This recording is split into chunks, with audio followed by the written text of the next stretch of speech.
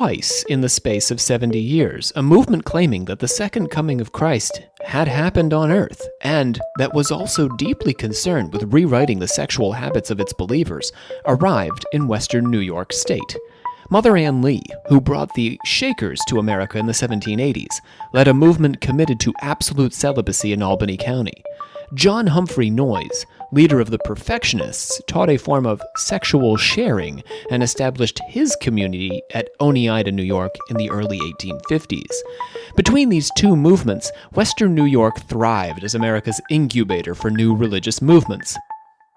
The Mormons, Millerites, and Spiritualists all got their start in what came to be called the Burned Over District. But the strange correlations and even stranger contradictions between Mother Ann Lee and John Humphrey Noyes regarding the return of the Christ and the perfected world he established here on Earth make their movements unique among the various revivals, awakenings, and paranormal happenings that occupied the vast fields and forests bifurcated by the Great Erie Canal. We are going to try and make sense of how they could have both wound up in the same region, less than a 2-hour drive from each other. My name is Rob C. Thompson.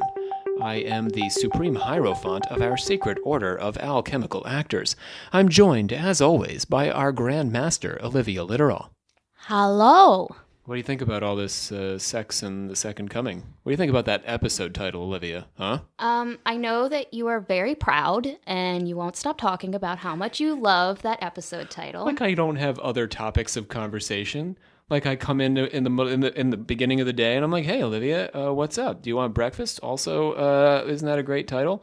Do you normally come to me and offer me breakfast? Yeah, I'm frequently at your house cooking for you, aren't I? Rob doesn't offer me breakfast. Well, I'm always at Olivia's house. He's always cooking breakfast at my house. Yeah, when I feel she's adequately fed, I'll move on to your house. Just saying, It could take a hot second. It'd be nice to be offered breakfast sometimes, Rob. Shannon Landers, our Instaquisitor, back in the saddle. Hello. Yeah, and looking for breakfast. Back and looking for breakfast. I heard there was breakfast, so I came back. It's like 8 o'clock at night. Right. And I just fed you. Always a good time for breakfast.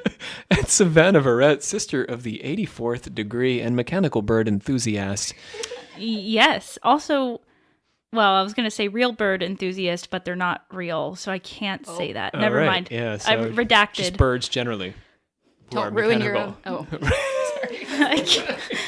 Don't ruin your own what? your own canon. Oh, yeah, I thought that's you were true. going to say my own brand like that. Same thing. Did we ever discuss what kind of birds? Like, is it just all kind of, like flamingos? Well, as Penguins? like with my research, I've discovered that pigeons are really the best spies because pigeons are everywhere. Yeah, and they're penguins actually would making be a movie. terrible spies. They're making a movie about it, and it has Will Smith starring as the pigeon. Is this for real? I swear on my life. Will Smith is allegedly, maybe not maybe, a part of Scientology now, so maybe there's some connections there. Oh my God. Today on Occult Confessions, shaking celibates and silverware forging polygamists. We, the members of the Secret Order of Alchemical Actors, do solemnly commit ourselves to a full and honest telling of the history of the occult as far as we know it. You can't segue into it like that. But I can, because I did. All right. Time for the 3 plugs. Olivia. Plug, plug. All right, let's start with our patrons, some of our favorite people on Earth. We've got 4 new folks joining us over on the Patreon. We've got Andrew M., who is a fan of Buffy the Vampire Slayer. Oh, cool. Oh, hell yeah. Hello. Yeah, why not? Classic early 2000s. What was that channel? I would die for that leather jacket. Nickelodeon, I think, No, actually. it wasn't Nickelodeon. They were having Well, they sex. played it on Nick It at was Night. vampire sex. Yeah, Nick and Night, Rob. No, it was like the Crazy CW or something like that. Oh, the WB. Maybe? Oh, I don't know. I don't know. Monique A. Also Laura D. Big fan of colonial American occultism. Ooh, Whoa, that's hello. specific. Hi, guys. Right, because, today is the day. We're going to be talking about a colonial American quasi-occultist, Mother Ann Lee. This one's for you. This one's for you. And Basilio L. Welcome, Oh. Basilio. Basilio, wow. like in the play? I don't know. I have no... Who? Basilio. Are you talking about Bosalo from The Duchess of Malfi, which I just had to read Yep. twice this week? Our sources today include Shakerism, Its Meaning and Messages by Anna White and Leela S. Taylor of the Northern Family of Shakers in New Lebanon, New York. Also, 2 years' experience among the Shakers by David R. Lamson, not a Shaker. Hashtag not a Shaker. Whitney Cross's The Burned Over District, and Ernest R. Sandine's John Humphrey Noyes as the New Adam in Church History. That's a title. Classic journal, church history. Not a church. So, let's get to it. I want you guys to... we got to plug one more thing, Olivia. What should we plug? Sorry, can't get to it. Plug a thing. Merch. We got merch. We have Occult Confessions t-shirt over on the website, you guys. You've probably seen all of us wearing them if you follow us on Instagram. But you can join the Occult fam for $20 with shipping. Yeah, a little bit of shipping. Yeah. So now here's the other thing. We posted our Devil's Music series in full on the merch. If for some reason you don't want, the government to find out that you support us on Patreon, you want to be secret, you can just buy the series, but you want to hear the Devil's Music series. You just don't want to be a patron. You can buy that series now on our website. Well, it is smart because the government's probably listening to us because I know about the birds. Well, this is a podcast, so we're not really hiding very well. We're trying want to get people it out to to listen. the people. I would love the government to be listening. I send these episodes to the government after we finish. To Trump himself. Twice a week. It goes to spam. Goes right to spam. All right, close this up, Olivia. Plug. Imagine with me. Okay, so this is our exercise to start today. We're going to imagining? imagine. We're going to imagine together. We're going to cast our minds back to the burned over district. You ready? Yes. This is you too, confessors out there in listening land. Imagine with me for a moment that we are living in New York City in the year 1830. I'm there. All right, you're not going to want to be there, though. An outbreak of typhoid fever across the city has made you rethink urban life. I gotta get out of here. Existence is precarious enough, after all. Your wife, Olivia, died in childbirth. Oh my God, Elizabeth. And Elizabeth. And only 3 of your 5 children lived to see their 5th birthday. Oh, I'm glad we had 5, Elizabeth. Right. So, you made up your mind not to chance it with the nervous fever. And you packed up the family to head west. Gotta get out of here. Namely the farmland communities surrounding Rochester. In the 1800s, western New York was by no means settled. It may have not been Colorado or Arizona, but it was its own kind of Wild West all the same. The area had been Indian territory as recently as 1789, purchased and sold to pay off debts from the Revolution. But the Erie brought new opportunity to the region. I speak, of course, of the Erie Canal. Since they finished the canal in 1825, the population boomed, quintupling in size. So, back to Oliver and Elizabeth, because we didn't have lesbians in the 19th century. Don't assume my gender in the 18th century. In 19th century. Oh, shit. You can assume my gender then. I mean, we had lesbians, but we didn't call them that. I think Susan B. Anthony was... Anyway, you've taken up farming. Oh, nice. Farmland is cheap. Nice. You were a poor working man back in the city. Can confirm. And you had to scrimp and save to get your hands on the meager parcel you now own. Most of the money to be made on the canal comes from farming. It's a good and honest living, Oliver, Olivia, but as it's been since the dawn of humanity, it's also a precarious way to survive. You don't know it yet, Oliver, Olivia, but in the coming decade, a crash in the cotton market driven by land speculation in Chicago will wreak havoc on the local economy. Oh, my cotton. God damn it, I hate it when that happens. And your own crops will fail in 1835. And again in 1837. Death has a nearness for you in its various masks of disease, poverty, starvation, Elizabeth, like a palpable presence, through the rounds of the seasons and the years of your life. It's too soon. Yeah, poor Elizabeth. We hardly knew ye. You worry about your farm. You worry about your children. Children? What will happen to you? You've only got 3. What will happen to God. them if anything should happen to you? But there's always hope. There's word of a new preacher making his way through Allegheny County with good news. The Savior's return is imminent.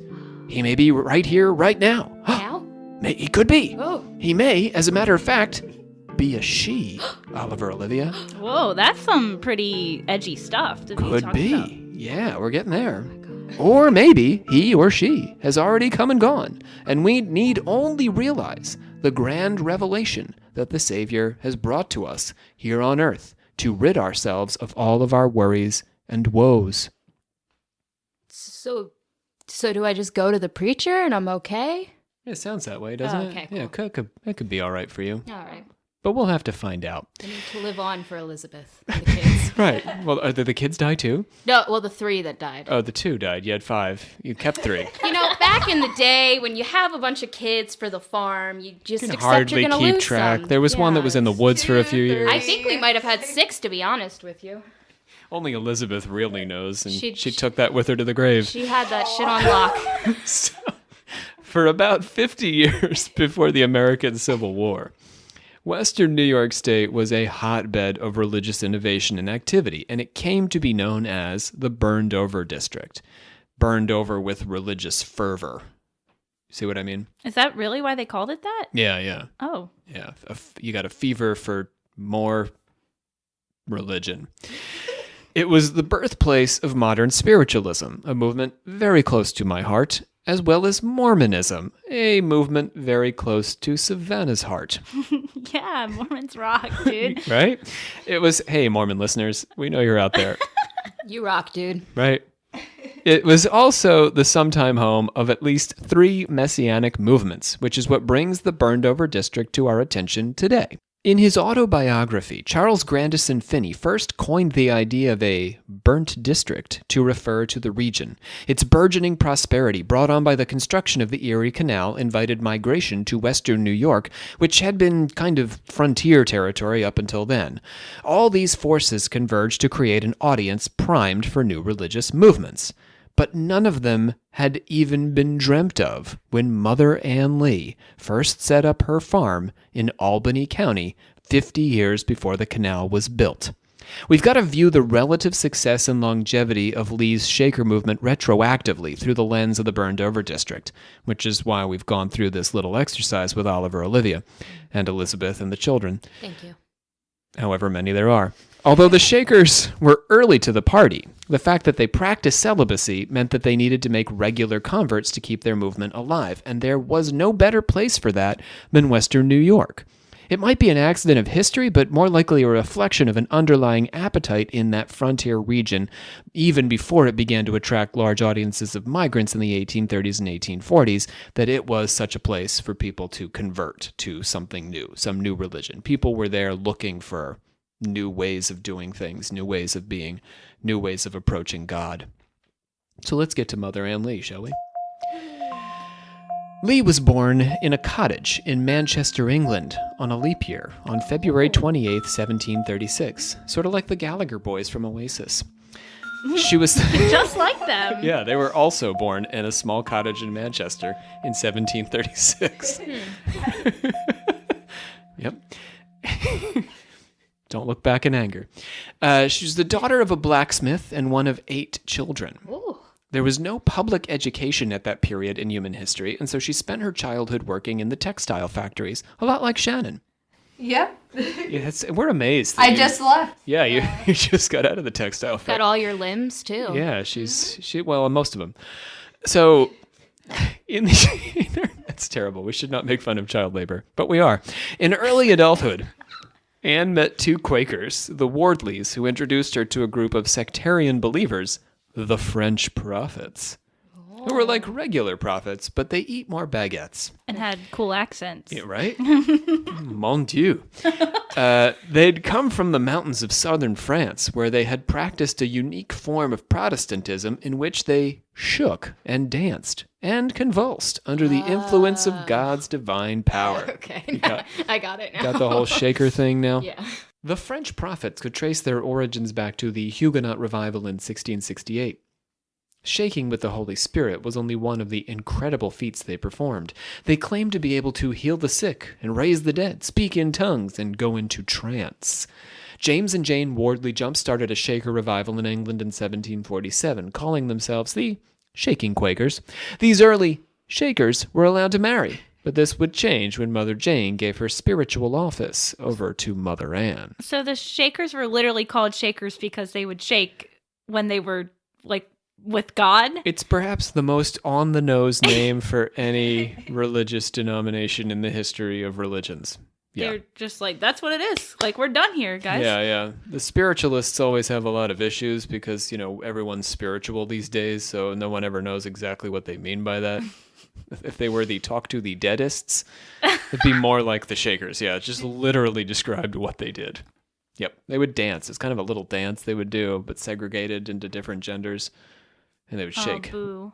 Well, the Quakers, like, they sit and wait to be inspired. Yeah, Quaker church is the coolest thing. So it's the same idea, but with your shaking with your body. Huh. Okay. Yeah, kind of. Yeah. Less talking, more shaking. Less talk. Yeah, more action. Isn't that just what dancing really is? Shaking with your body. Yeah, boy, deep cut from Shannon today. Okay. Cutting through the BS, getting right down to it. Facts. Ann Lee joined the Shakers in 1758 when she was 23, roughly a decade after the movement's founding, sort of like many of you all joining me on the podcast.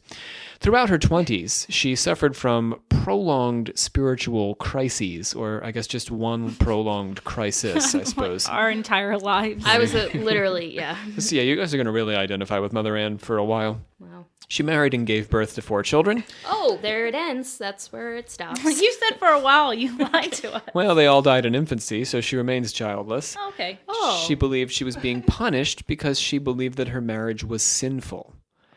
Anne wasted away until her friends had to care for her as if she were an invalid. She would pass through long episodes of anguish, followed by periods of reprieve, going back and forth between these states of being, and this lasted for 9 years. Wow. Those are some dedicated friends. Right? But also, was she... Well, obviously she was like really depressed, but was she like sick physically as well? She was psychologically, I guess depressed to the point that it caused physical symptoms. Yeah. She sort of wasted away, but then she would bounce back. So she said this was caused because she thought her marriage was sinful. Why was her marriage sinful? We're getting there. In my travail and tribulation, my sufferings were so great that my flesh consumed upon my bones. Bloody sweat pressed through the pores of my skin, and I became as helpless as an infant. And when I was brought through and born into the spiritual kingdom, I was like an infant just brought into this world.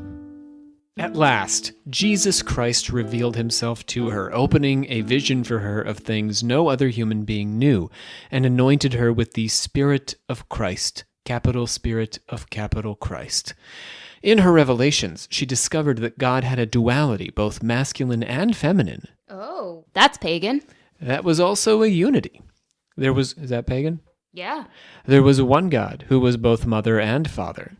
The second revelation was that humanity had been corrupted and fallen into sin because, from our first days on earth, here it comes, Shannon.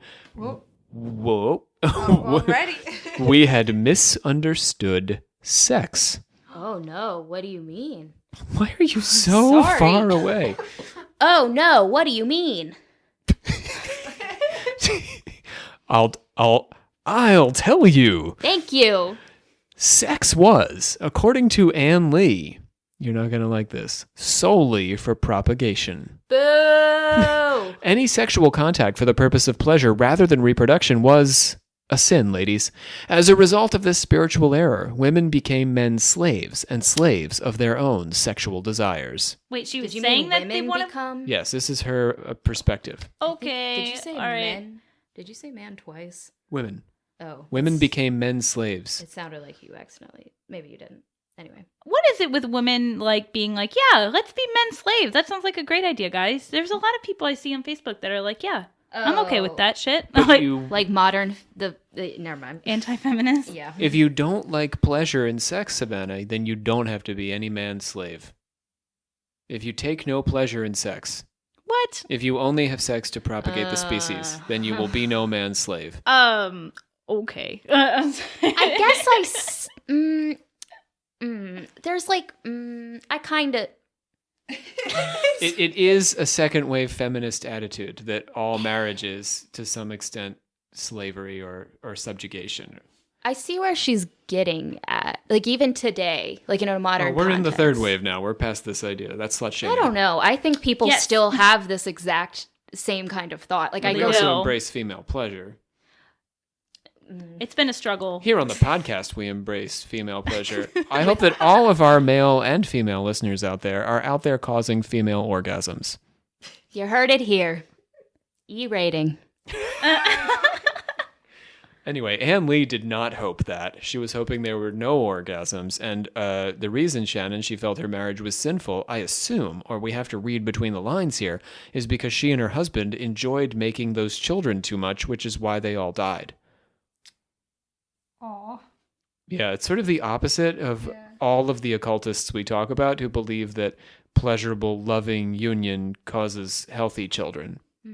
She's saying pleasurable union, no children. After her revelation and incredible recovery, the Shakers embraced Anne as their leader and began calling her mother. So after the 9 years, she's like bounces back and says, "Stop having sex. It's terrible for you and for your children. It's bad." And they're like, wow. And Jesus came down and told her this. Jesus did. Wow. Anne was imprisoned for breaking the Sabbath by dancing and shouting and for blasphemy because she's a Shaking Quaker. And she is the leader of the Shaking Quakers, do you see? So they're dancing on the Sabbath. Can't do that. I can get down with that. All of England is the little town from Footloose.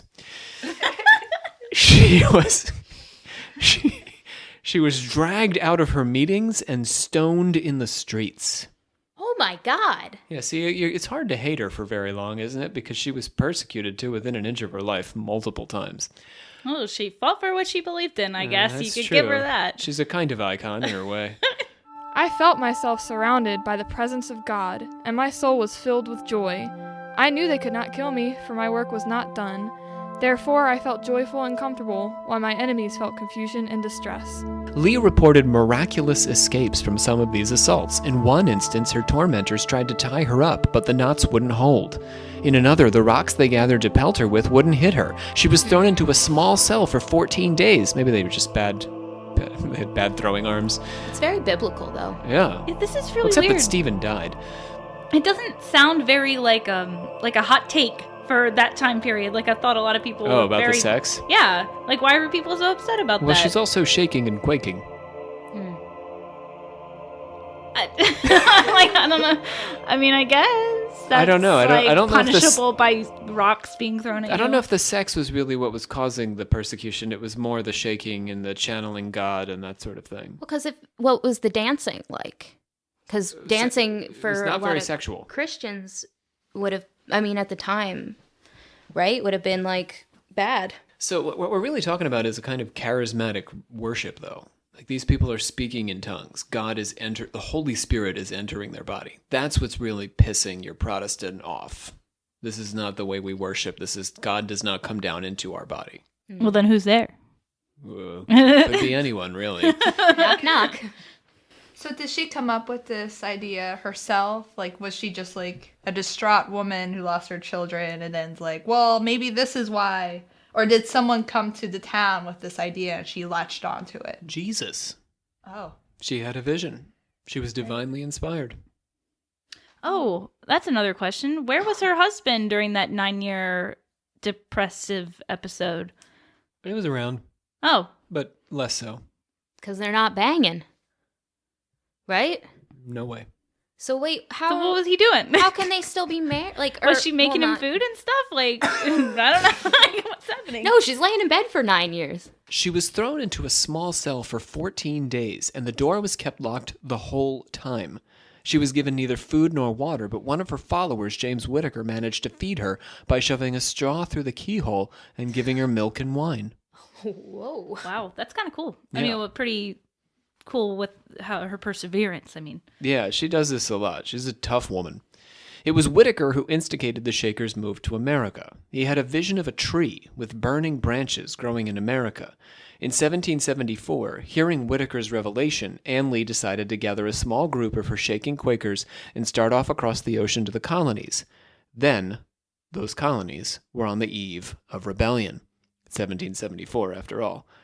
So, on the voyage over, the Shakers annoyed the sailors with their strange style of worship, and Lee preached against their sinful ways. You Right? should probably not do that on the boat. Right, it's like making fun of your cab driver. Like, you don't do that. Your Uber driver. Hey, man, nice car. Like, where'd you get this piece of shit? You don't do that, You get a bad rating. right? But that's what she's up to, because there are no ratings at 1774. So, the captain threatened to throw her overboard. Oh, That's the equivalent of a bad rating. he was like, I'm not going to have any bitch tell me what to do on my ship. Yeah, it's like the Uber driver pulling over and saying, get out of my car. But before he could pull over, the ship sprung a leak. Lee saw a vision of two angels promising that the ship would be saved, and the Shakers helped to pump the hull and press the plank into place, saving them all from Davy Jones's locker. That was my own thing there. You know Davy Jones's locker? Yes, Oh, we I know know. about it. Right, because Johnny Depp, right? I was literally about to say Pirates of the Caribbean 1, 2, 3, 4. I actually spent some time like studying pirate lore to work on a play a few years ago, so I did not need Johnny Depp Are we for doing Davy Jones. the pirate? Pirate No, lore we're is not. awesome. We're not currently doing that play, but Can we? the Shakers set themselves up on in Niskayuna, which is now Watervliet. Watervliet. If anyone's from Watervliet, please send us a message and tell us how to pronounce the name of your town. And a postcard. That was 7 miles northwest of Albany. Anne was the spiritual leader of the community, with 3 men serving as her council of elders. Those men were her brother William Lee, James Whitaker, and John Hocknell, who was the only one in the group with any property and was responsible for purchasing their farm in Niskayuna, now Watervliet. After a long illness, her husband gave up Shakerism and left her. There he goes, Savannah. You were looking for him. Found him. Oh, so he was part of the movement. Well, he was hanging, like I said. He was Oh, okay. chilling, but now he's not chilling. He just left? He came all the way to America, got sick, and said, I've had enough of this. I'm out of here. I'm too tired. Yeah, woman, I'm tired. My ass is tired. I'm out of here. At first, Lee went largely unmolested in America. There's a possibly apocryphal story of an What? unbothered. You can't You can't say it like that. I'm a scholar. I can say molested like that. She can't be. She's an adult woman Well, who gets stoned. that's why she. Never mind. She doesn't get stoned. People. So Oh my god. people throw stones at her. Is what I'm trying to say. She's not a molested, stoned woman. She's unmolested in America. Unbothered. Unbothered. But that's not like, it's not like, You're gonna start a controversy. it's unmolested, because it's not like people aren't like nagging her. Like, she doesn't get up in the morning and people are like, hey, Ann, what are we doing today? What are we going to do, Ann? What are we going to do today? We going to convert you one, Ann? Hey, Ann, you going to shake? Are we gonna shake? That's what unbothered means. Unmolested. Like, people are not actively beating her up like they were back in England. That's the point I'm trying to make, ladies. There's a possibly apocryphal story of a man who was sent to England to get permission from the king to persecute her. What? What? Wait, where did this guy come from? Who's this dude? We don't know. It's just like, What? he's only called a man. Went to the king himself He from was America? He was going to go to the king, and the king was like, yeah, sure, come on over. Let's talk about whether or not you should persecute Anne. But he died on the way in a form of divine retribution against Lee's enemies. That's incredible. It's a miracle. A man died on a boat. So the small group of Shakers toiled on their little farm for several years, earnestly waiting for a new higher revelation or a second coming. Mother, do you believe the gospel will ever open to the world? Yes, Brother William, I certainly know it will, and the time is near at hand when they will come like doves. Please, Mother, you have often told us so, but it does not come yet. Be patient, be patient. Oh, my dear children, for I can see great numbers coming now, and you soon will see them in great number. So that dude, like, he just saw them in America and got pissed off about it? And that's Apparently, what's happening? the man. And he, like, wrote to the He wasn't king. going to write. No, he wanted to take the trip. But he didn't get permission. He was just like, I'm just going to England. Yeah, he was And gonna then died on the wait way at there. Buckingham Palace Because the until way the you king said it came made out. it sound like Yeah, so- I'm that he meeting wrote- with the king. I thought you meant that he like So he was wrote waiting- to yeah. the king, and the king was like, "Yeah, dude." Like He was gonna wait for the king to come out of the palace and then shout at him from the crowd, "Can I persecute Anne Lee?" And the king would be like, "I would like to persecute." And the king would be like, "What was that? I approve of that man. I'm not sure what he wants, but What was his name? the man. a man. A man has no name. Yes, sir. You win. In 1779, it just so happened that a religious revival had started up in New Lebanon, New York. Mass conversions swept through the area, and people began to speak about the imminent return of Jesus Christ and the establishment of the kingdom of heaven on earth. Some of the revivalists managed to wander over to the Little Shaker farm in Niskayuna, and news quickly spread of Lee and her crew of converts and their strange and fascinating method of worship, and the Shakers began to win converts to their practice. Could you imagine walking up to a farm and just people out in the yard just like shaking? Like, it's like, Well, I mean, but you would be one of the people who was like hanging out in a town at a little tent revival, and someone was like, "Hey, I hear there's people shaking on that farm," and you were like, "Well, okay, let's go then." Oh, yeah. So you would be thrilled. by Oh, all look, the they're people really shaking. shaking. Look at them shake. And then you'd be like, "Can I shake too?" And they'll be like, "Yeah, but you can't have sex anymore." And you'll be like, "Okay, I'm in." Or just go out dancing. Shake away. Can I shake and have sex? No. Not unless you're dancing. You can shake or have Who's sex. going to stop me? Mother Ann Lee. About to say. And Jesus. As Lee drew attention, though, she also drew suspicion. While driving sheep to feed a crew of visitors to the Shaker farm, David Darrow of New Lebanon, who had served as a lieutenant in the War for Independence and was also a Shaker, was arrested under suspicion of provisioning the British. That's how much they didn't like the Shakers. They accused one of their own lieutenants of being a spy for the British just because he was helping them out. The Shakers were systematically caught and imprisoned. Mother Ann Lee, along with Father William Lee, her brother, and Father James Whitaker, were sent to Albany, where they were quickly tried and convicted of treason and shut up in the old fort above the city. Anne had prophesied that the colonists' success in the war was imminent. So she was like, "You guys are going to win this war." And they were like, "Go to jail. Go to our fort jail." It didn't make much difference to them that she was seemingly on their side. She was eventually sent to Poughkeepsie and then released by order of the government in December 1780. The imprisonment wasn't so much a setback, though, as a boon, spreading their fame across the region. The podcast could go, we could be internationally famous. We are, okay, so we are internationally known, but we could be internationally famous if we could just find our way into jail on suspicion of treason. On it. You Okay, got it, great. Rob. Shannon volunteered, Thank so- goodness. Shannon's doing that for We us. just march right up to the White House with a fake bird and we'll be like, "Explain this." That'll do it. Can't wait for those headlines. The day we lost Savannah. I was doing it for the Hierophant and the Grand Master. Oh God. It was around this time that Lee assumed the role of Second Coming of Christ in female form. I was waiting for this a Yes, little bit. it was her all along. She was Jesus all this time. What? She's Lady Jesus. Okay. No, I'm here for Jesus being a lady, but now that she's calling herself Jesus, I'm not here for it anymore. According to one of the Shaker's first chroniclers, this wasn't actually her idea. It was more her council of elders, Whitaker and Hocknell and her brother, who were like, "Wouldn't it be great? Don't you think maybe you could be Lady Jesus?" And she's like, "Nah." And they were like, but you could be. And she was like, "I could be." They were like, "She's Lady Jesus." She was like, "Oh, all right. Yeah, all right, fine." So they toured New England through 1781 and 1782, like you do when you find Lady Jesus. And they were regularly greeted by mobs and attacks.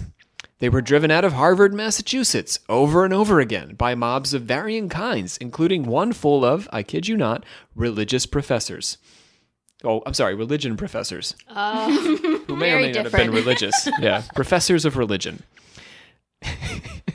Bible scholars. One night, a mob gathered outside. I told you those people are rough. One night, a mob gathered outside the house where they were staying and lingered until morning. The Shakers fed them breakfast. Wow. Right? And the mob let them pass. But as soon as they got into Harvard, they beat the two of the Shaker fathers, tying one to a tree and whipping him. Oh my God. Yeah, so let's just review that sequence of events. I know that we keep like joking around, but this is terrible. Oh, Yeah, absolutely. 100%. They were they're very much persecuted. So that's why Anne Lee, like, we're not going to agree with many of her theological notions or philosophy, but absolutely persecuted, totally not cool. But I just want to walk through that sequence of events once more. They're at a house outside of Harvard, Massachusetts. A mob gathers in the morning. They're like, oh, those guys are still out there. Let's cook for them. And they send out some bread and some eggs, and the mob's like, ha ha ha ha. We just had breakfast. Let's pretend like they're cool and let them walk past us. And they do. And as soon as they get past them and can't now get back to the house, they grab their two male leaders and beat the crap out of them. Yeah, that's insane. Yeah. You don't mess with an American mob circa 1780. So, at every stop, the Shakers were persecuted. Mother Anne hid in closets as mobs formed outside the houses where she stopped, and her male followers suffered severe beatings. So they often would spare her as a woman, right, out of some kind of chivalry. But the men they took to the woodshed. They also performed miracles on their travels. In New Lebanon, echoing the miracle of the loaves and fishes, the Shakers managed to feed a crowd of 200, even though no food had been cooked that day.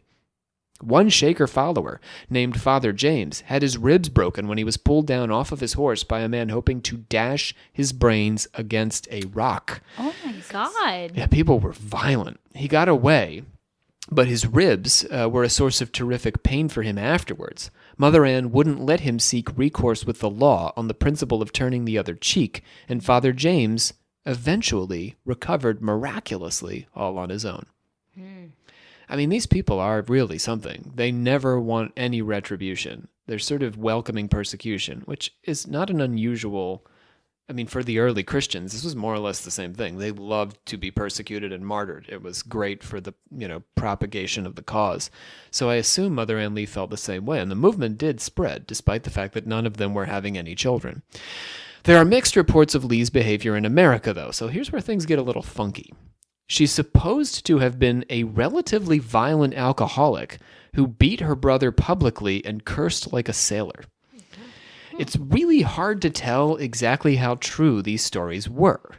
Certainly, Lee was a woman of superhuman passion and commitment. We can imagine these passions spilling over into less wholesome pursuits than winning converts and praising God. An intense personality can manifest in good and bad ways. As we can see in her pre-revelation episodes of deep depression, she certainly was subject to strong moods. She was also a working-class girl who never learned to read and probably was not possessed of an especially genteel bearing. She's not going around sipping tea with her pinky out. We know from the story of Lee in the small jail cell as well that she consumed wine, presumably following the example of Jesus himself, so she wasn't a teetotaler. But we also know that she had a lot of enemies, with a motive to undermine her cause by tarnishing her reputation. Still, if they really wanted to undermine her, they could have accused her of something more damning, like breaking her vow of celibacy, which was so central to her program. Writing in 1903, the Shaker historians White and Taylor make no mention of these aspects of her personality. But the non-Shaker historian Lamson, whose account dates to 1848, we mentioned all these guys at the top of the episode, he does include this in his profile. So for him, Anne Lee was an alcoholic who beat her brother publicly and swore like a sailor, which kind of endears her to me a little bit, if I'm being honest. But if you ask the Shaker historians, they just don't mention it. It never comes up. They also don't deny it. They don't bring it up at all. So we're left to draw our own conclusions. Lee and her followers managed to start a Shaker community at Harvard, Massachusetts, despite all the persecution, as well as 7 more communities around the region.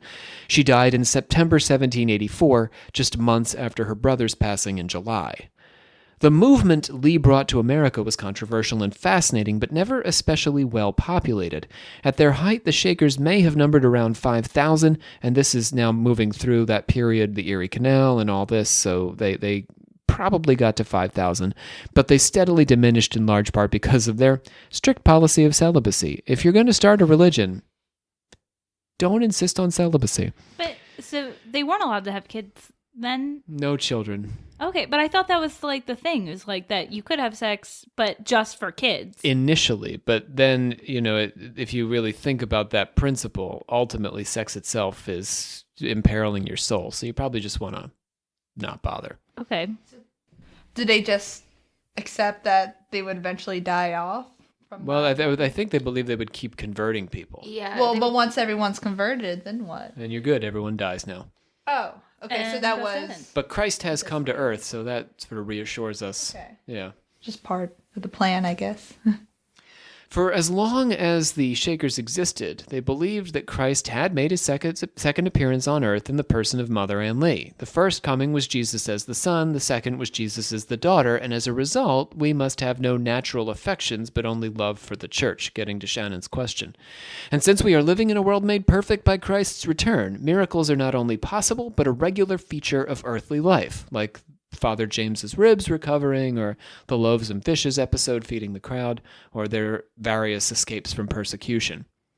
By the 1840s, the Shakers of New Lebanon were slowly diminishing in number from lack of sexual propagation. But interestingly, over in Madison County, John Humphrey Noyes had devised a way of having sex that would nevertheless yield more or less the same result. It's time to talk about the Perfectionists. These guys sound fun already. Oh, you're going to love them. Oh, God. So, to get us started here, friends, and you're going to love this even more.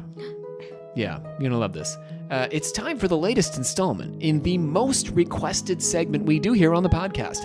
It's a segment that requires no further introduction, as confessors the world over are right now as we speak reading between the lines of my less than subtle lead-in and gleefully crying out and clapping their hands together like excited schoolchildren who've just heard that school's closing early for the blizzard. Yes, that's right! It's a moment with the Biographical Dictionary of American Cult and Sect Leaders by J. Gordon Melton. Thank God. I know, we needed him after all that, didn't we? Thank you, J. Gordon. John Humphrey Noyes was born in Brattleboro, Vermont, on September the 3rd, 1811. His father was an agnostic who served a term in Congress before retiring at the age of 53. John completed degrees at Dartmouth, where he studied law, and Yale Divinity School. He fell in with a group calling themselves the Perfectionists, who believed that humans could become perfect in this lifetime. This led him to conclude that the Second Coming had already occurred, specifically in the year 70 AD, and that humans could now be perfect, living in the new age of the Spirit. Once a person was saved, he or she could not subsequently fall from grace, and church authority should be placed second to personal convictions. In August 1837, a periodical published Noyes' belief that in heaven there would be no marriage, with men and women enjoying unfettered sexual relationships with as many people as they wished. Oh my goodness. Yeah. What? Right? This is bizarro Mother Ann Lee. Yeah. The letter drew controversy, and also apparently Savannah's ire. And to prove that he wasn't suggesting this marriage-free society as a plan for the earth-bound, he went ahead and married Harriet Horton, who had been saved while reading some of his writing. So if anyone is saved, yeah, that's all. If anyone is saved by listening to this podcast, you're obligated to marry at least one of us. Oh. We're gonna come find you. Oh, no. Just in case anyone accuses us of anything, we'll come find you and straighten it all out by marrying you. Yeah, that'll work. It worked for John Humphrey Noyes. Yeah, let's do it. He founded his first commune in 1844. Well, guess what we'll get to do, though? See, some of our listeners are like, I don't know if I want to marry you, but wait, listen what happens next. I'm offended. Right? Shannon's like, you don't know what we have to offer here. The weirdest bachelorette I've ever... So Noyes founded his first commune in 1844, organizing 28 adults into a shared system of work, living space, and finances. In 1846, he experimented with his first complex marriage system.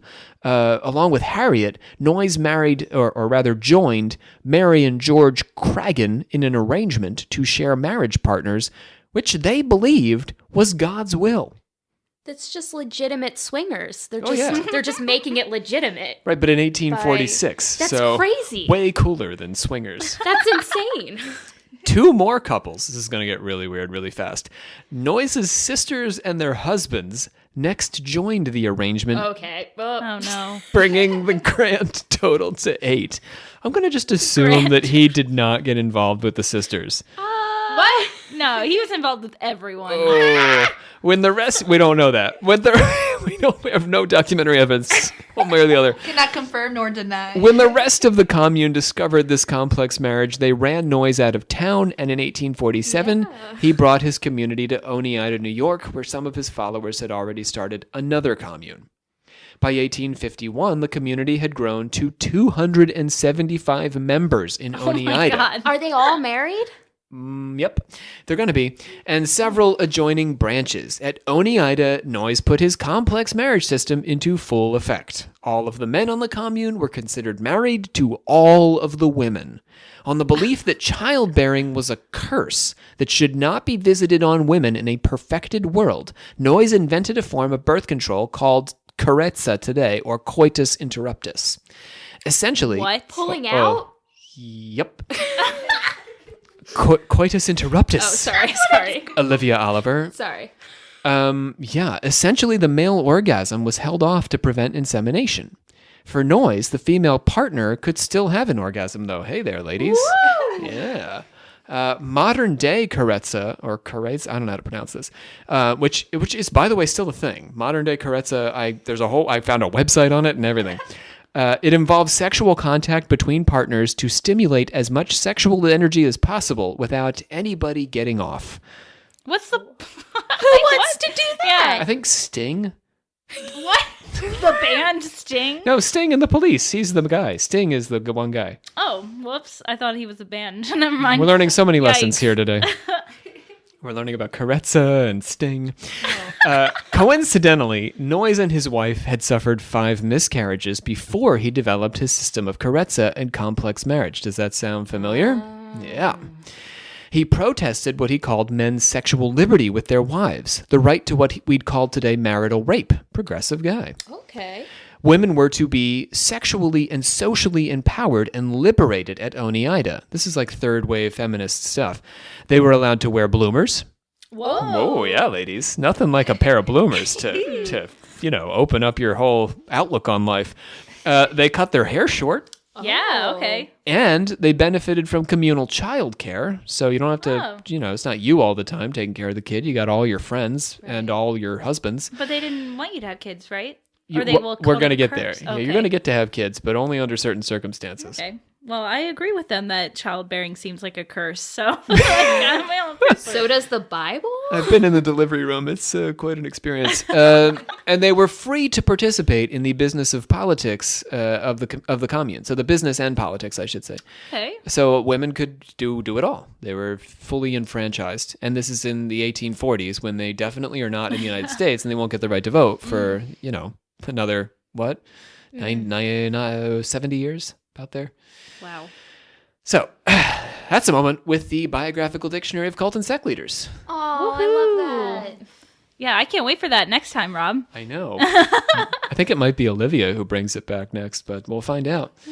Something to look forward to. Henry Seymour, one of the original members of the Oneida Community, published a dialogue defending the principles of Noyes Commune. Here's his defense of complex marriage. You say marriage between one man and one woman is the only system for the maintenance of a civilized society. How can you guarantee that any married man can furnish the needed support to his wife and children? Of course he pledges the whole of his property and all his personal power to procure by his industry the means of supporting them. But does that ever happen that these guarantees are insufficient? You mean where a man dies or comes to poverty through hard times or sickness or their own folly or incompetence, and the women and children suffer. So you'll admit then that marriage is not always the perfect remedy for the evils that grow out of acts of love. But I am sure that marriage is vastly better than nothing. Okay, well, suppose now that 100 men were to pledge their lives, their property, their honor for the support of an equal number of women and their children. Wouldn't that be a stronger guarantee than a single man could provide? Of course it would. Free love in the Oneida community did not mean freedom to gratify a so-called love for a limited period, nor freedom for a man to take a woman's person and keep his property to himself, nor freedom to burden a woman with his offspring and leave her without care or help. The tie that bound the commune together was as permanent and at least as sacred as that of marriage. Every man's care and the whole lot of it. In this respect, therefore, as in so many others, it was a very long way in advance of marriage and ordinary civilization. The way that they talk about multiple, men being there and the women and taking, well, you alluded to the fact that they're going to have kids eventually. Yeah, it reminds me of shamanism, kind of how their tribes worked, but Sure, with sex. more tribal culture, but yeah, but with sexing everyone. Right, but the fact Yeah. that they all took responsibility for each other's children Sure. as a way to boost the, I don't know. Yeah. I think it's an interesting thought. They took that old saying, it takes a village, very seriously. Literally. It Very takes a seriously. village to sex each other. Isn't that how that goes? Yep. Yeah. Yes, raise a child. Unlike the Shakers, though, speaking of children, we've been wondering about these children. The Oneida Perfectionists produced children using the agriculturally inspired practice of stirpiculture. What? Please It explain. is what we would call today eugenics. Oh, what? So, yeah, the Nazis made eugenics not so cool, right? Because Hitler believed Yeah, I strongly in understand that. eugenics. But in 1848, there was no Hitler, so it was a fairly popular idea, at least in theory. We did an episode of Victoria Woodhull. She had some theories on eugenics. The idea was if you wanted to have children, a committee would pair you with a partner based on your spiritual and moral qualities with the goal of producing perfect children. Just like you would pair certain dogs or certain cows or certain horses. All right, horse breeding is a great example. To get race horses, you try to pair the right horses to get the best possible racehorse. This is the idea. You're trying to get the best possible child through the pairing of male and female. Okay. So because it's this perfect pairing, it's not considered a curse or a burden anymore on the woman? Because we're creating a perfect child. Okay, well, you lost me there. And it's only if the woman wants to have children. You don't have to. Oh, okay. You can still have sex and orgasms, but you don't have to have children. Oh, But if you're like, I would really like to have a child, then we're like, okay, Gotcha. cool, you can have a child, but we're going to pick your partner for you so that you produce the most perfect child. I'm back kind of on We'll board. breed you a little bit like a racehorse. Yeah, that's... Would they treat the child differently if it was born with any, I don't know, disabilities? I don't think they had that issue so much. How do they know it's perfect? They just know deep in their soul. But the other thing, Shannon, is that it's a spiritually perfect child, so I don't know that Right. there's as much focus on outward anyhow. I was just curious. The commune manufactured silverware to pay their bills.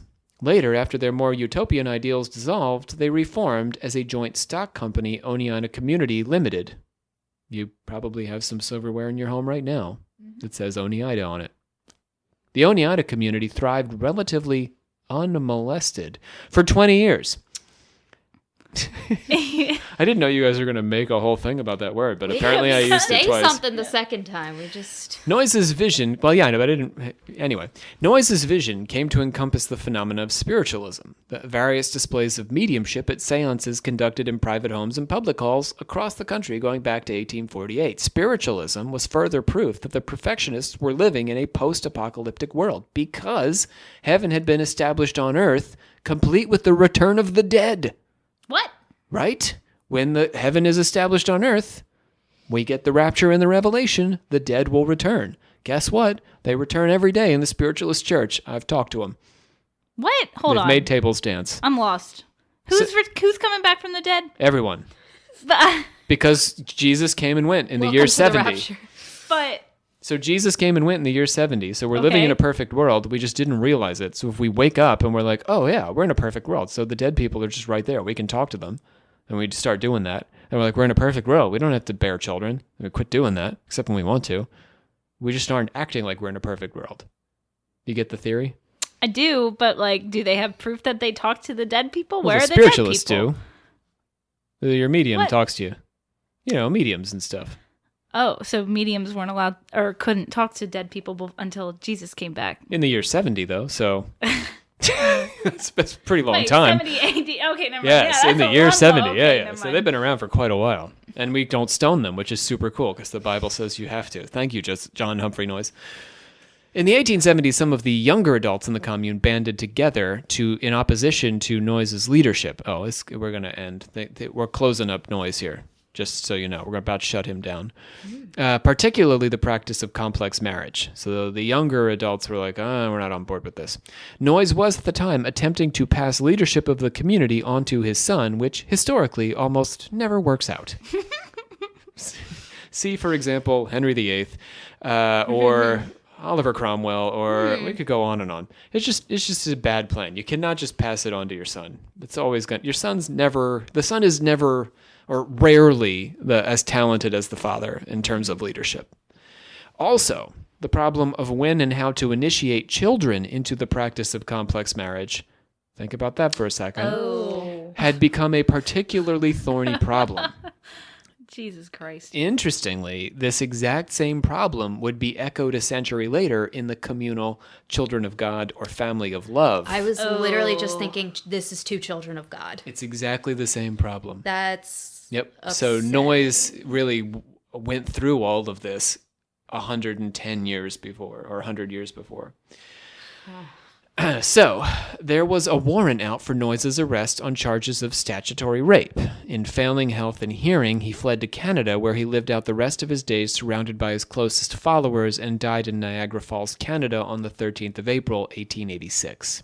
What would they have considered, like, too young then for it to be statutory rape? Do you know what I mean? Because back then, the age was... Yeah, we were more It's generally- open. Yeah, right. Edgar Allan Poe, right, and some of his Yeah. affairs. But we can all agree that secondary sexual characteristics are important, right? Right. However, the thing about secondary sexual characteristics is that they start to appear, right, at a certain age. But honestly, a person is not fully developed until they're in their early 20s. Like my freshmen in college are most of the way there. Yeah. Well, they're not done yet. So it's hard to draw that line. They're all adults, right? I was just wondering what they would have considered statutory rape. If They're marrying, like... 14. You Yeah. could go to 14. Okay. Yeah, and I don't think we were all right with that I was Joseph Smith. We don't want to go in there. Hey, Mormons, no. we love you guys. won't go Hi there. Hi there, Mormons. We're so glad to have you. We're not going to bother Joseph Smith today. Let's get to the analysis, shall we? The strange correlations between Ann Lee and John Noyes' careers, both centered in the burned-over district, are what drew me to tell their stories together. Both invoked the second coming of Christ as a means, at least in part, to correct inequities between men and women in post-Enlightenment America.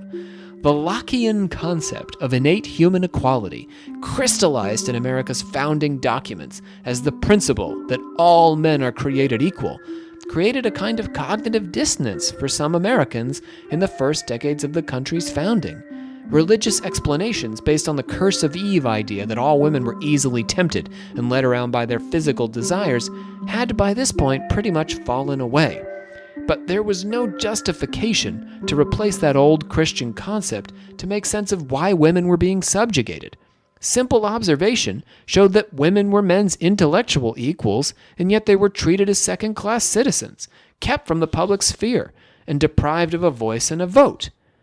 Mother Ann Lee and John Humphrey Noyes provided the early radical response to this feeling of dissonance. The act of childbearing, which became a terrible ordeal for both of them, with the repeated miscarriages or deaths of their children, surfaced as the monster to blame for what had happened to women since the fall of Sparta.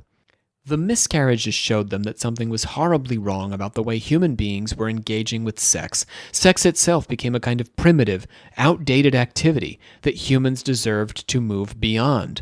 A second coming guaranteed that the world in which they lived was, or rather could be, in that new utopian post-sex or new sex space.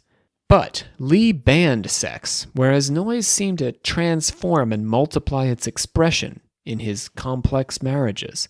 This shows what a difference, in my mind, 70 years could make.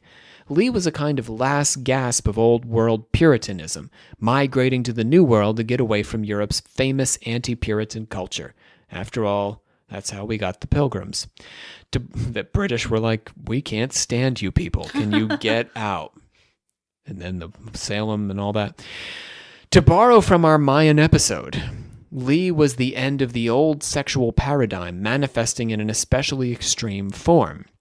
John Humphrey Noyes was part of a new paradigm that wouldn't fully mature until 100 years later with the invention of female contraception and the rise of countercultural free love in the 1960s. But while the Noyes movement may have matured, it hasn't necessarily realized its full potential, in my opinion. Monogamous relationships continue to be the highest standard for child rearing, despite the abundance of alternate arrangements in the wide world. And the apification of sex through Tinder, Grindr, Bumble, Hitch, Hinge, and Christian Mingle has done more to encourage. What about Farmers Only? And I can't Farmers believe you forgot Only. about that. Has done more to encourage emotionless detached sex than the close communal love Noyes envisioned. Sorry, hot take, but that's my take. Perhaps, despite what Noyes argued and Lee's followers believed, we still await a Messiah who can set us all on the true path to love, care, passion, and compassion. I feel like we're still dealing with, I know you mentioned like the different waves of feminism kind of within this, but I feel like some of the things that were talked about we're still arguing about. Yeah, I mean, there's a lot of slut shaming out there, and I think before we can get to a point where everybody can like just have like good sex together, kind of like what they were envisioning, we need to get to a point where women are allowed to have sex without being reprimanded or what being. Noyes was envisioning. No, Mother yeah, and Lee that's was what I having, meant. we would have no sex, but Well, Yes, there's I'm sorry. also, I feel like a lot of women out there that have this, I want to say anti-feminist perspective, but like it's like a heavily debated thing. women shaming women. Yes, right. Well, there's a lot of it. There's a lot of women out there that think like, Well, there's your Mother and Lee to some extent. yeah, I mean, sex in any context for her is a pleasure, a woman's pleasure, but a man's pleasure generally is looked down on. Whereas Noyes values pleasure, it's perfectly fine to empower women. So yeah, you're really looking at a second wave and a third wave feminist with Mother and Lee. And John right. Humphrey There's like a Noyes. lot of women now that feel empowered in like in the positions they're currently in. Do you know what I mean? Like, you mean being like, There's abstinent? some. Doggy style or like No, the but, missionary like, position? What are we talking about? I don't want to here? say being under the foot of a man because that's extreme. But like, do you know what I mean? There's So women who like to be subjugated. There's kind also of men who like to be subjugated. I mean, like, but yeah, it's I don't know. Non-binary folks who like to be subjugated. I Yep. want to include everyone. I I mean, guess- the BDSM, right? The whole concept is. But it's- that it's It's women within the take feminist pleasure. argument, I think, is like Oh well, help me out there. There's a lot of women online specifically that I see that are like, a woman's place is in the kitchen, and like, we need to serve the men. The men go out and work for us, and we stay home and take care of the and kids. there's like a sense of 1950s pride in attitude. that. Yes, though. exactly. It's like, as a woman, I am proud that that is my role. So it's like a weird form of feminism that's this like argument, but it has to be a woman's role then. So I think it's certainly a choice a woman could make, and she could Yes. enjoy it. She could get off on it if she wants, whatever. But that shouldn't be the only option available as a result of your gender, right? right. Yeah. So they're saying that that's all you should be doing. No, not necessarily, but I mean, there's always extreme cases. But it's more like, I am proud as a woman that this is where I put myself. This is my place. I take care of the home. I do this, I do that. That's my job, and I don't want that to change. Yeah.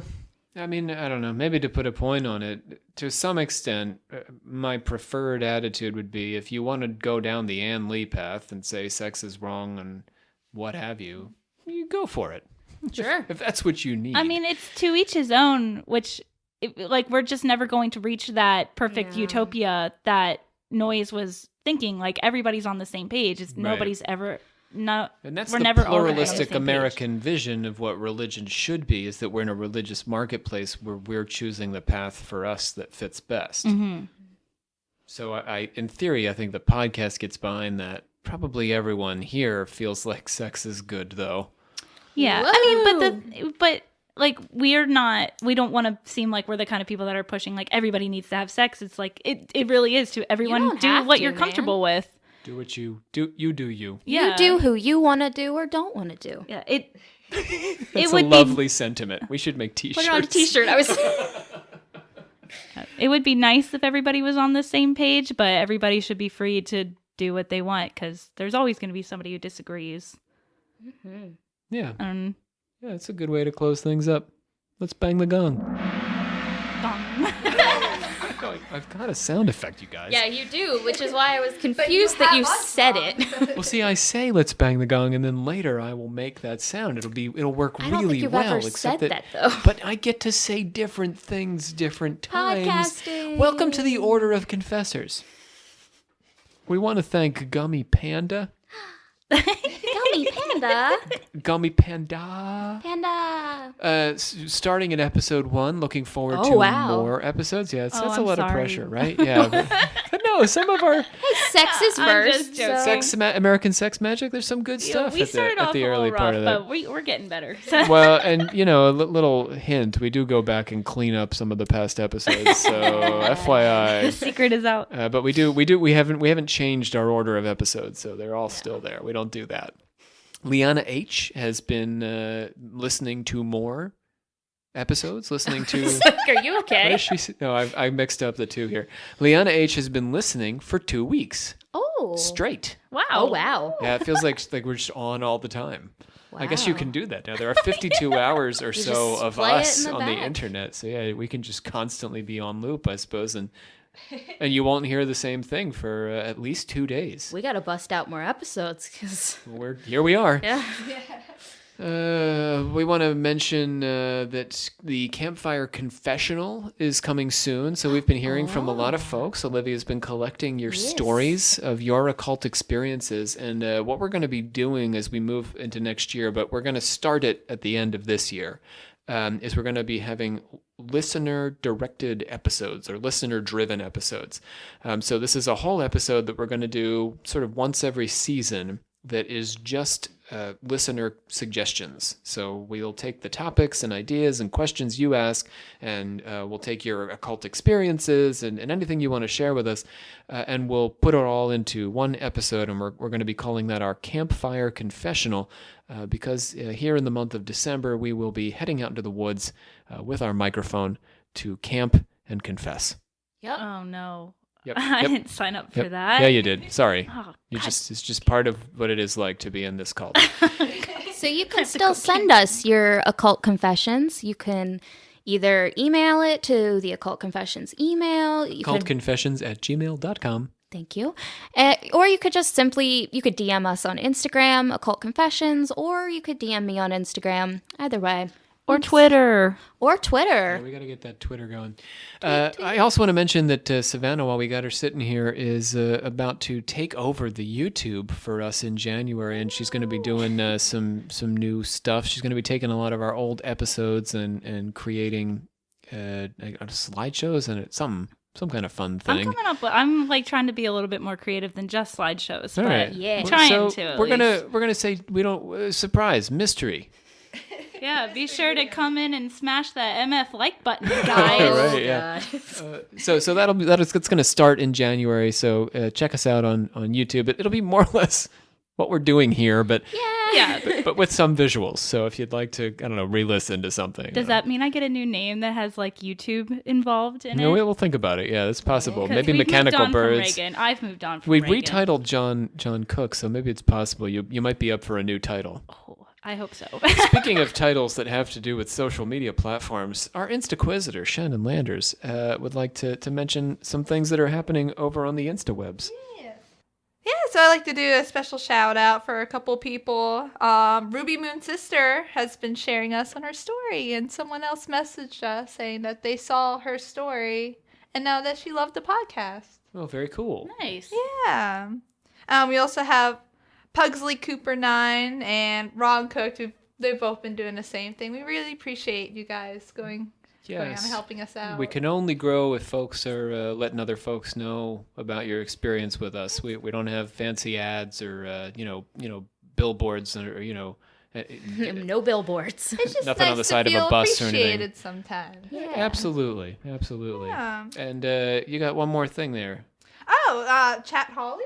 Chat Holly. Yeah. So a couple of episodes ago, we plugged Sean, I believe his name was. He had a band, and I asked the Florida you. band who's listening to us on yes, the road. I said, "What's the the band band's van. name?" What? Yeah, and he actually found me on Instagram and DM'd me and let me know that his band name, who actually follows us on Instagram, is Chat Holly. Chat And Holly. I really hope I'm saying that Chat right, Holly. but Chat? Yeah. HOLLUI. Chat Holly. I'm pretty Ooh. sure. If it's wrong, Sean, just DM me and tell me. Check them out. Check them out. Find the Chat Holly and take a listen to some of the stuff they're up to. Yeah. Florida band. Occult fans. Let's close up that order of confessors and let's go home, Olivia. I hereby adjourn and declare closed this meeting of the Secret Order of Alchemical Actors till such a time as we get together and do it again. We want to thank Faith Berry, also Brandon Walls and Nathan Bobitka for being our voice actors today, playing Mother Ann Lee, and friends, also our communist, Man of the Commune, and the Inquirer. Joining me around the table today, we had Savannah Verrett, sister of the 84th degree. Bye, guys. Thanks for listening. Shannon Landers, our Instaquisitor. Bye, friends. Olivia Litteral, Grand Master. Just love each other, guys. And me, my name is Rob Thompson. Join us next time as we delve into the world of the techno-cult. With Nikola Tesla's death ray. That's right. Dun, dun, dun. It's time for Tesla. We're going to explore the occult dimensions of electricity and how Nikola Tesla attempted to end warfare as we know it with a particle beam, a fancy thing that Science. did science stuff. Did you get mixed up with a Superman comic or something? No, it's a particle beam something, but I can't remember exactly what it is Science. offhand. It's a science thing. Here on Occult Okay. Confessions. Thanks for joining us, friends. We'll catch you next time. Goodbye.